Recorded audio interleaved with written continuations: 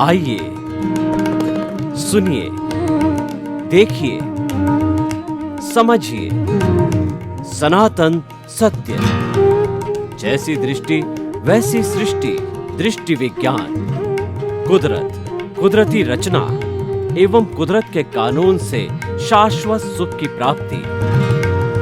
जोधपुर के परम पूज्य महात्मा उपासक प्रोफेसर डॉक्टर सोहन राज तातेड़ के निर्देशन में सनातन सत्य।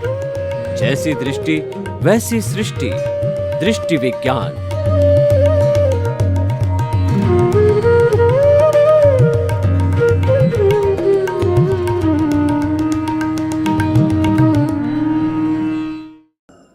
भाइयों और बहनों, मातृशक्ति को नमन।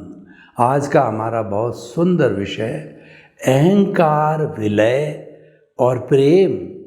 अहंकार का अर्थ होता है घमंड, अपने आप को सुपीरियर समझना और सामने वाले को इन्फीरियर समझना, ये अहंकार कहलाता है।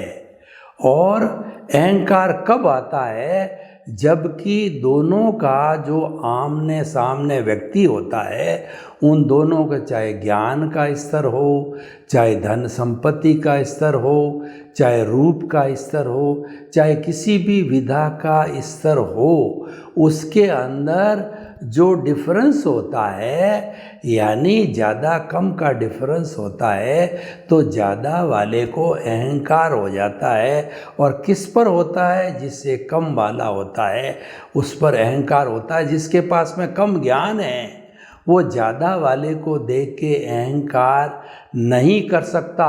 अगर सच्चा व्यक्ति है तो वह अहंकार का विरोध जो है वो सात्विक प्रेम करेगा। सात्विक प्रेम का मतलब वो प्रमोद भावना करेगा। प्रमोद भावना का अर्थ है कि वह उस गुण को लेना चाहेगा। तो आज का हमारा विषय जो है बहुत सुंदर है, यानी हम दो पक्षों का एक तुलनात्मक अध्ययन आपके सामने रख रहे हैं। तो और फिर हम निष्कर्ष निकालेंगे कि हमें कौन से रास्ते को अपनाना चाहिए। देखिए कि जो चार बड़े दुश्मन हमारे जीवन के गिने जाते हैं, जिनको हम राग द्वेष कहते हैं, क्रोध, मान, माया, लोभ।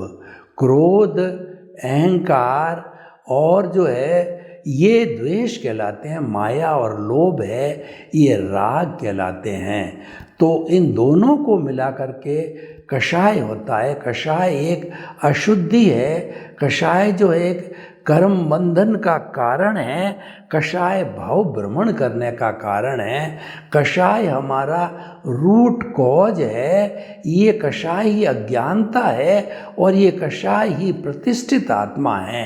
इसका समन करना, जो हमारा अगर जीवन में उद्देश्य हमने मुक्ति का बनाया और हम जो सनातन सत्य आपके सामने प्रस्तुत कर रहे हैं, तो हमारा उद्देश्य क्या है कि मुक्ति की ओर प्रस्थान करना, शाश्वत सुख की हम नींव लगाते हैं।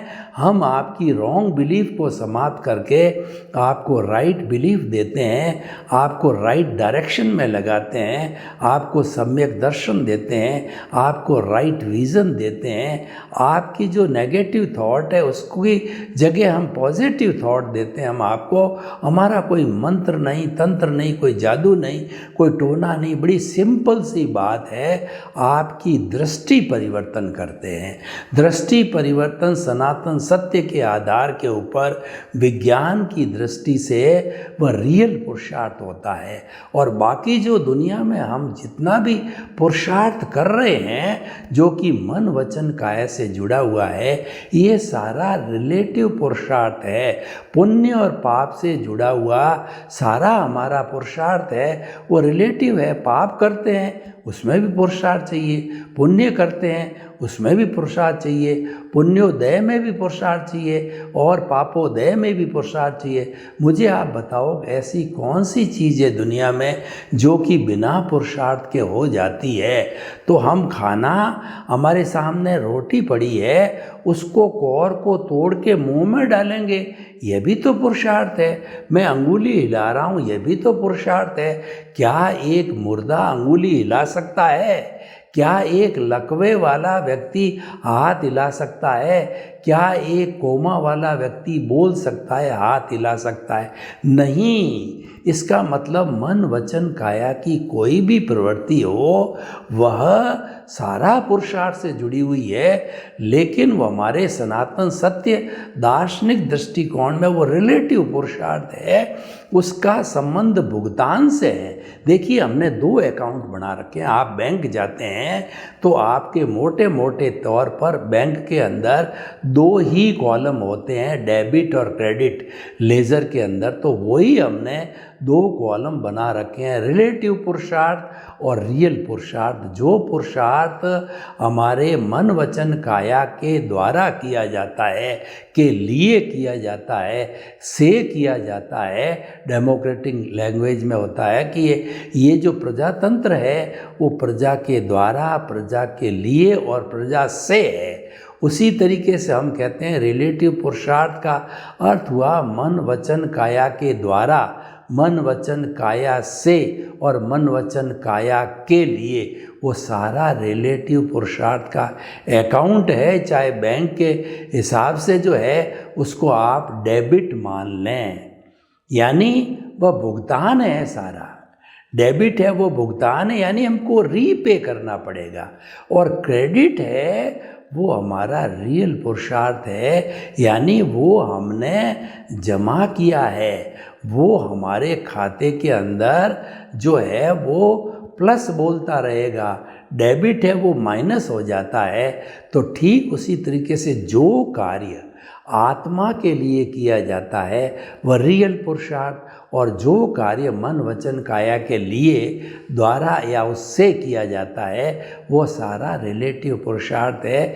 यह बात हम एक सामान्य व्यक्ति को ही बहुत अच्छी तरह से समझा सकते हैं। इसका मतलब यह है कि जो हमारा सनातन सत्य है ये शाश्वत सुख की नींव है, और हम कहते हैं कि शाश्वत सुख का हम आपको अभी दे देंगे, वो संभव नहीं है। शाश्वत सुख तो हमारे स्वरूप की पूर्ण जानकारी, केवल दर्शन, केवल ज्ञान की प्राप्ति के बाद ही शाश्वत सुख होता है। लेकिन नींव तो लग जाती है अगर हमने आत्मा की ओर मुख किया है और हम उसके अंदर दिलचस्पी लगाते हैं।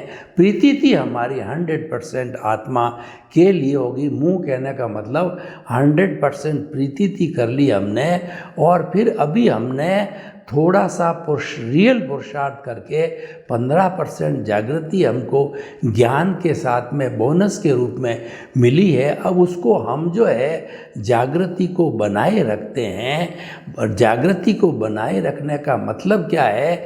हम बराबर चिंतन करते हैं कि मन वचन काया से मुक्त ऐसा में शुद्ध आत्मा हूँ। बोल कौन रहा है? सोहनराज बोल रहा है। खा कौन रहा है? ये सोहनराज रूपी पुतला खा रहा है। और सो कौन रहा है? ये सोहनराज रूपी पुतला सो रहा है। तो मैं तो सोहनराज से अलग जो है मेरा अस्तित्व शुद्ध आत्मा, मूल स्वरूप में मैं शुद्ध आत्मा। हम शुद्ध आत्मा कहते हैं, इसका अर्थ ये है कि हमारा मूल स्वरूप है वो परमात्मा है, उस तक हमें पहुंचना है। वो हमारा लक्ष्य अभी बने नहीं है। अभी तो हम अगर ज्ञान वाले हैं तो अंतर आत्मा के स्तर पर आए हैं, और हमारे पास ज्ञान नहीं है तो हम बहिरात्मा के स्तर पर होते हैं। ये आत्मा की 3 स्टेजेस है, ये तीनों जो है उसके स्तर है।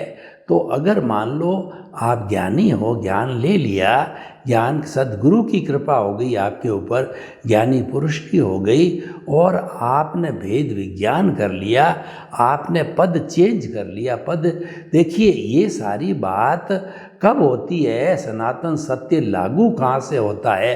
अकर्ता बनने के बाद लागू होता है। जैसे कि उदाहरण के तौर पर कोई व्यक्ति जो आईएएस और आईपीएस या आरएएस वगैरह में कॉम्पिटिटिव एग्ज़ाम के अंदर भर्ती होना, एग्ज़ाम देना चाहता है, तो उसकी मिनिमम क्वालिफिकेशन ग्रेजुएशन, 10th वाला कंपटीशन नहीं दे सकता, 12th वाला कंपटीशन नहीं दे सकता। तो इसी तरीके से शाश्वत सुख को प्राप्त करने के लिए आपको सबसे पहले अकर्ता बनना पड़ेगा। अकर्ता का मतलब निष्काम कर्म के दायरे में आना पड़ेगा। आपको मालिकी भाव, कर्ता भाव छोड़ना पड़ेगा। आपको ज्ञान लेना पड़ेगा, ज्ञान को समझना पड़ेगा। उसके नीचे अज्ञान है। जब तक अज्ञान, ज्ञान और विज्ञान, ये 3 स्तर, बहिरात्मा, अंतरात्मा और जो परमात्मा, ये इसके 3 स्तर को हम इन 3 स्तर से भी कर सकते हैं। और स्वार्थ की चेतना, परार्थ की चेतना और परमार्थ की चेतना, ऐसे भी कह सकते हैं। इसके 3 कुल मिला के विभाग है। तो हमारा जो लक्ष्य है परमात्मा को प्राप्त करना है, अपने स्वरूप को प्राप्त करना है। और उसको प्राप्त करने का अर्थ ये हमें जो अज्ञान का नाश करना है। सीधी सीधी सपाट भाषा में बात यह है कि जब अज्ञान का नाश होकर के ज़ीरो हो जाएगा, तब हमारी आत्मा सिद्ध बुद्ध मुक्त यानी अपने स्वरूप में विलीन हो जाएगी।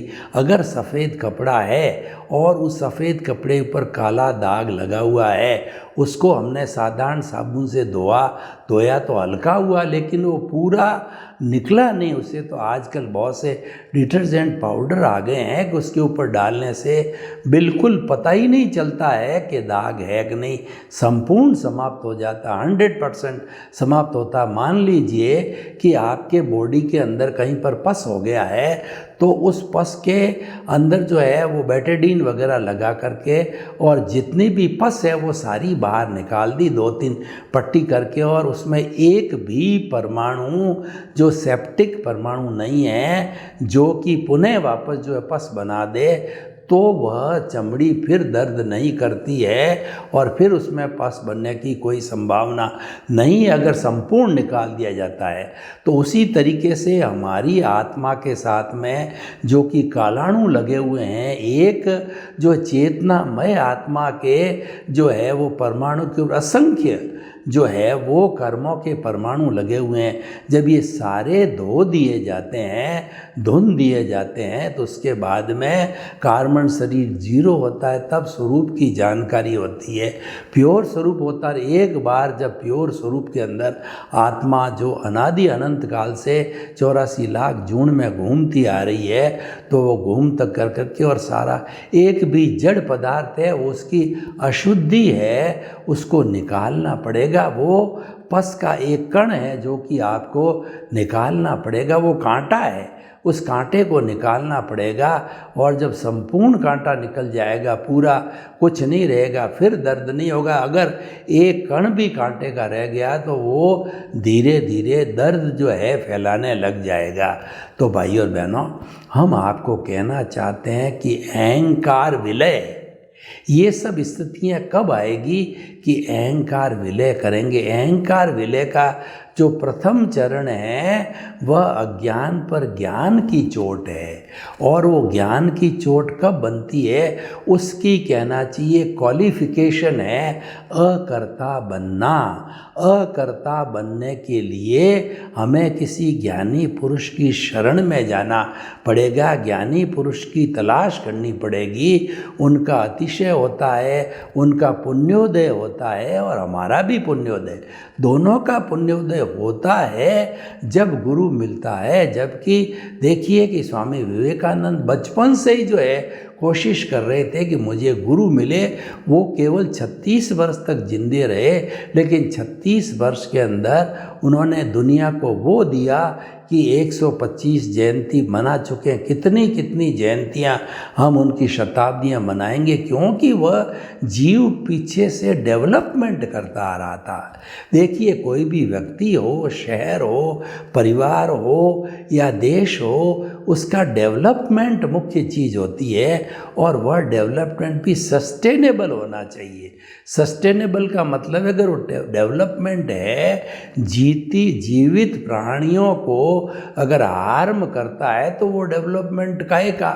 जैसे कि हम कहते हैं कि जो है, हमने बहुत से बड़े बड़े कारखाने लगा दिए, लेकिन उन कारखानों की वजह से अगर पानी पॉल्यूट हो गया, धरती पॉल्यूट हो गई, आकाश पॉल्यूट हो गया कार्बन डाइऑक्साइड से, हम कहते हैं डेवलपमेंट किया, तो वो सस्टेनेबल डेवलपमेंट नहीं है। डेवलपमेंट किसके लिए करोगे? डेवलपमेंट तो जीवित प्राणियों के लिए करेंगे। पृथ्वी का है, अप का है, तेजस का है, वायु का है, वनस्पति का है, एकेंद्रिय, द्विंद्रिय, त्रिंद्रिय, चतुरेंद्रिय, पंचेंद्रिय, ये जो 2 कैटेगरी होती है 5 इंद्रियों वाले, और नरक गति, तिरेंज गति, मनुष्य गति, देव गति, ये सारा समूह मिलकर के वो जो है सृष्टि में जीवन यापन करता है। और वह जड़ की जो है, वो कहना चाहिए कि जड़ का वो कहना चाहिए वो जड़ का सहयोग लेता है। तो जड़ है वो हमारा साधन है और हमारा साध्य है डेवलपमेंट करना। तो उसके लिए सबसे ज़रूरी होता है अहंकार विलय के लिए अकर्ता बन के। मैं आपको उदाहरण बताऊं, मालिकी भाव और कर्ता भाव समाप्त होना, यही कर्म बंधन का कारण है। यहीं से कर्म बंधन चालू होता है और यहीं से ही अहंकार विलय चालू होता है।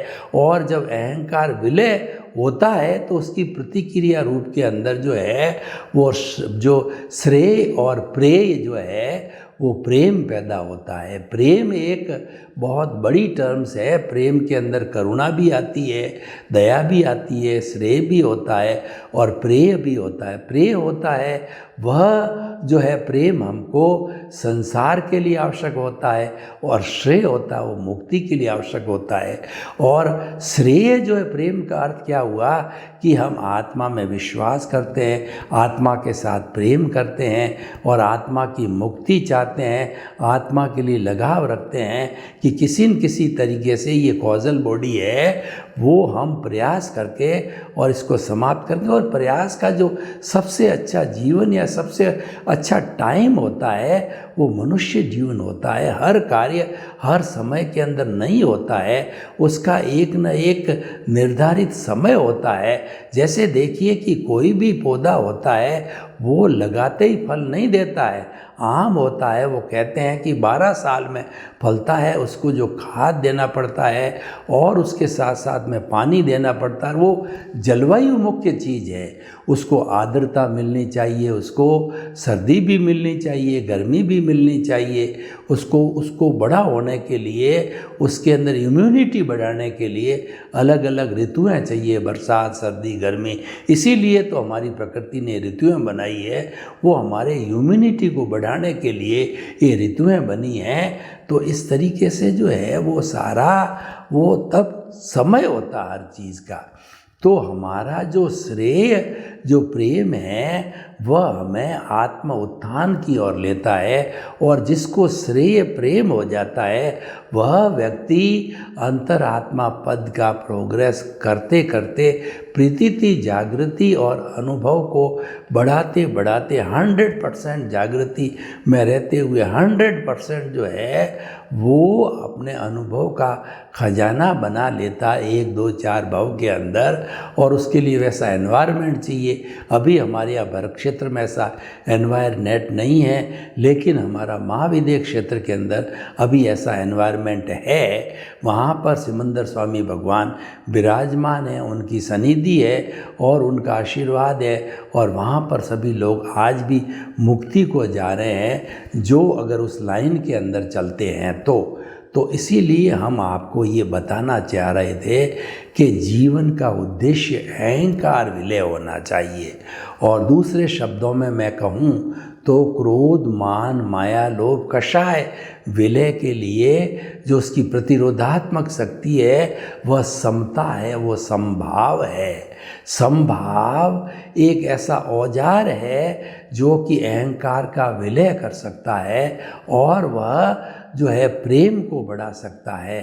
तो हमें उसका समता का उपयोग करना चाहिए। तो हमने जो है वो पक्ष विपक्ष दोनों बताए कि जो है हम इसके द्वारा तरक्की कर सकते हैं। तो जीवन के अंदर अहंकार के विलय बिना कोई भी रिलेटिव तरक्की भी नहीं है और रियल तरक्की भी नहीं है, यानी वह हमें रियल पुरुषार्थ करने में भी बाधक है और रिलेटिव पुरुषार्थ करने में बाधक है। रिलेटिव पुरुषार्थ में बाधक कैसे है कि हम अगर मान लो व्यापारी है और हम व्यापार करना चाहते हैं तो हम क्या है, कोई ग्राहक आता है उस पर अहंकार करते हैं कि मेरे प्रोडक्ट ये मार्केट में कहीं अवेलेबल नहीं है और जो है इसकी क्वालिटी ये नॉन कम्पिटिटिव क्वालिटी है और इससे कम रेट में कहीं मिल नहीं सकता, यानी हम उसका अहंकार करते हैं। जबकि ऐसी बात नहीं है कि बहुत सी चीज़ों की अच्छी क्वालिटी होती है, रेट भी कम होती है, मिल भी जाती है, तो वो बात अलग है। एक समभाव वाला व्यक्ति तो यही कहेगा कि भाई साहब ये इसकी ये क्वालिटी है, इसकी गारंटी है और इसकी ये प्राइस है और जहाँ तक हमको जानकारी है ग्राहक यूज़ करते हैं, मैंने भी यूज़ किया है, तो मैंने ये पाया है कि ये इस रेट के अंदर ये अच्छी चीज़ है, लॉन्ग सर्वाइवल है, ये समता का भाव है। तो ग्राहक भी वो जो है इस रूप में आता है कि व्यक्ति अच्छा है, ये कोई तरह का अहंकार नहीं कर रहा है, तो उसकी बात जो रिलायबिलिटी हो जाती है और वह चीज़ परचेज भी कर लेता है। जितने हमारे संत महात्मा गुरु होते हैं वो अहंकार से हमेशा दूर रहते हैं, क्योंकि अहंकार के द्वारा हमारा सर्वनाश हो जाता है। जैसे कि रावण का सर्वनाश हुआ था। किसी भी व्यक्ति, किसी भी संस्था, किसी भी घर को आप उठा करके देख लीजिए, उन सब के सर्वनाश होने का जो मेन कारण है वह अहंकार है। इसको हमारे जीवन के अंदर पास में नहीं फटकने देना चाहिए। ये एक नाग है जो हमारे चारों कषाय है, ये चारों तरह के नाग है, ये फुफकारते रहते हैं और अगर ये इनको हमने प्रोटेक्शन दिया, इनको स्थान दिया, तो ये हमको डस जाते हैं। और इनका चंडाल चौकड़ी है चारों, इनका आपस का जो ऐसा एग्रीमेंट है जीवन भर का कि एक को आपने स्थान दे दिया तो तीन जो है आप देख भी नहीं पाओगे, लेकिन बैक डोर एंट्री से वो जो है तीनों घुस जाएंगे। यानी कि इनका पैक्ट है, ये ऑटोमेटिकली आ जाते। मैं आपको उदाहरण देना चाहता हूँ कि मान लीजिए एक व्यक्ति लोभी है, यानी कि वह पैसे को ही भगवान मानता है और अनावश्यक रूप से वो संग्रह करता जाता है, चैरिटी या परोपकार की भावना के अंदर वो विश्वास नहीं करता है। तो वह जो अहंकारी जो व्यक्ति लोभी होगा, तो लोभ जब धन बढ़ जाएगा तो उसमें घमंड भी आना संभव है। देखो मैं लखपति बन गया, मैं करोड़पति बन गया, मैं अरबपति बन गया, अब अहंकार आ गया। अब देखिए कोई भी व्यक्ति जब वो अपने भीतर सोचता है या प्रोजेक्ट करता है कि मैं कुबेरपति हूँ, और संत पुरुष होते हैं जिनको कि कुबेरपति की गरज नहीं है, वो जो है कटु सत्य कह देते हैं कि इतना घमंड करने से क्या होगा, ये पैसा किसी के भलाई के लिए लगाओ। तो हम समझें तो उसको गुस्सा भी आ जाता है, क्रोध भी आ जाता है, और ये जितना भी धन कमाया जाता है उसमें माया का रोल होता है। व्यक्ति जो है ईमानदारी से इतना ही कमा सकता है कि साईं इतना दीजिए और जामे कुटुंब समाए, मैं भी भूखा न रहूं और साधु न भूखा जाए।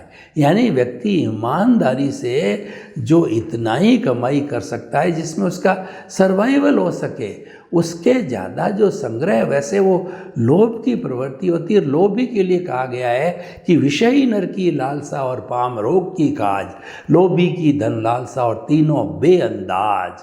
ये तीनों बड़े बेअंदाज होते हैं। यानी जो विषयी नर होता है अपने शरीर को क्षय कर देता है, फिर भी वो अपने वीर्य का हनन करता रहता है, क्योंकि वो वशीभूत है। और पाम रोग को देखिए कि पाम रोग इतना भयंकर होता है, खुजलाते खुजलाते खून आने लग जाता, फिर भी खुजलाता रहता है, क्योंकि अवश्य है और लोभी, उसको कोई आवश्यकता नहीं, कोई खाने वाला नहीं है और पहले से ही बहुत पड़ा है। वो तो चैरिटी में लोक कल्याण, जन कल्याण, परोपकार के लिए एक देला भी खर्च नहीं करता, बड़ा कंजूस है। तो ऐसा लोभी व्यक्ति जो है वो उसका हाल बड़ा बेहाल होता है और उसकी लोभ के वशीभूत ये संग्रह करता है। तो हम आपको कहना चाहते हैं कि ये जो चंडाल चौकड़ी की मैंने बात की, एक को स्थान दे दो कि जैसे मैंने बताया है चारों ऑटोमेटिकली आ जाते हैं, एक को भी स्थान नहीं देना, ये हमें ध्यान रहना। तो सबसे पहले अहंकार को जीवन में स्थान नहीं रहना, उसके लिए क्या करना चाहिए, मैं आपको एक उदाहरण देना चाहता हूँ अकर्ता का। कि मान लीजिए कि आपका बहुत बड़ा अच्छा भवन है, वेल अप टू डेट राजा का महल है और वो कांच का बना हुआ और किसी बच्चों ने पत्थर मार करके कांच को फोड़ दिया, तो आपको बड़ा दुख होगा। आप उन बच्चों को पकड़ोगे और ले जाओगे, और अगर आप उसके मालिक नहीं हो, आपने सेल कर दिया, तो आपके उसका कोई इतना अट्रैक्शन नहीं होगा। ये कर्ता अकर्ता का भेद है। सर्वे भवन्तु सुखिनः सर्वे सन्तु निरामया, लोक के सब जीवों को सुख मिले, शांति मिले, आनंद मिले, प्रेम मिले, सौहार्द मिले और सभी हम मिल कर के स्वर्ग को इस धरा पर उतार लावें। आपके प्रति मंगल भावना शुभ।